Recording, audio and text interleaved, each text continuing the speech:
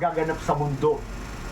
Katunayang ang yugto ng ating panahon ang napakalapit na sa pagbabalik ng ating Panginoon Kristo. Ang babasahin natin nasa Lucas sa 21:11 at 27. Batay po dito sa isang salin ng Biblia Contemporary English Version, sa wikang Pilipino ko na po babasahin.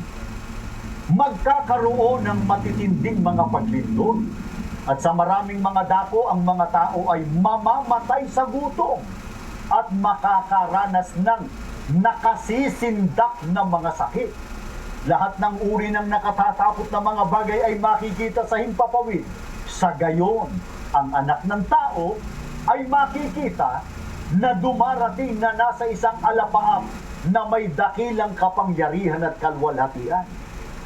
Mga magulang at mga kaibigan, hindi po ba't nakasisindak na sakit o karamdaman itong virus na kumalat ngayon sa buong daigdig?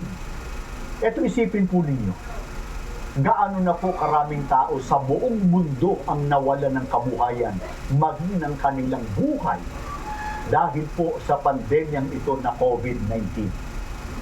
Anong susunod na pangyayari kapag naganap na po ang matitinding paglindol at nakasisindak na mga sakit? Ayon po sa ating Panginoon Kristo, sa gayon, ang anak ng tao, ang Panginoon Kristo ang tinutukoy, ay makikita na dumarating na nasa isang alapaap. Kaya ano po ang lalo nagpapatunay na talagang may magaganap na paghuhukom? Basahin na po natin ang patotoo ni Apostol Pablo sa Hebreo sa 9:27. At kung paanong itinakda sa mga tao ang mamatay na minsan at pagkatapos nito ay ang paghuhukom. Sino po ang nagtakda ng kamatayan sa ating lahat, mga kaibigan? Walang tututol sa inyo.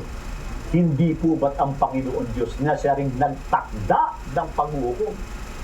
Meron po bang kakayahan ng sino mang tao sa mundong ito na pigilin ang pagdating ng kanyang kamatayan? Wala po.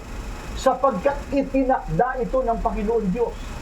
Kaya kung paanong natutupad ang kamatayan, tiyak po, matutupad din ang araw ng paghuhukom.